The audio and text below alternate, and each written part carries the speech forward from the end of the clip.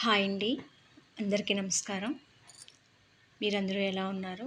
నేను చాలా బాగున్నానండి. మీరందరూ కూడా బాగుండాలని మనస్ఫూర్తిగా కోరుకుంటున్నాను. ఈరోజు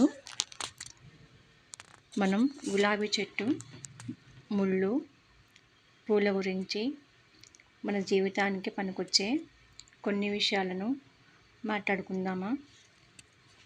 గులాబీ చెట్టు చూడడానికి అందంగా కనిపించే పువ్వులే కాదు, ఆకులు మాటున దాగి ఉన్న ముళ్ళు కూడా ఉంటాయి. పువ్వులాగా మన జీవితం అందంగా ఉండాలనుకుంటాము, కానీ ముళ్ళు మనల్ని గుచ్చుతూ మన జీవితానికి పనికొచ్చే ఎన్నో పాఠాలను, అనుభవాలను నేర్పిస్తుంది. ప్రస్తుతం యువత పరిస్థితి కూడా అలాగనే ఉంది. పువ్వు కావాలి అనుకుంటారు, కానీ ముళ్ళు వద్దనుకుంటారు.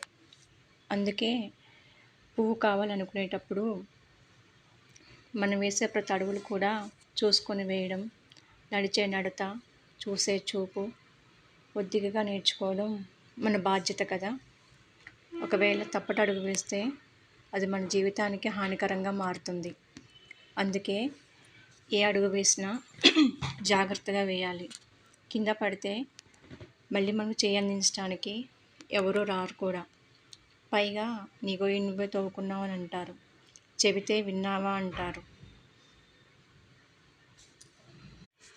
తర్వాత అనుభవించు అని చెప్పేసి ఆశీర్వాదాలు, అక్షింతలు కూడా వేస్తారు.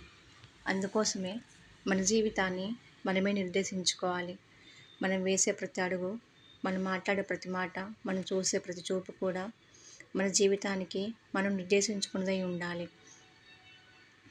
అందుకే పూలు అందంగా ఉన్నంత మాత్రాన ప్రతిదీ కూడా మనకు అందంగా ఉండాలని మనం అనుకోకూడదు. ముళ్ళు కూడా ఉంటాయి.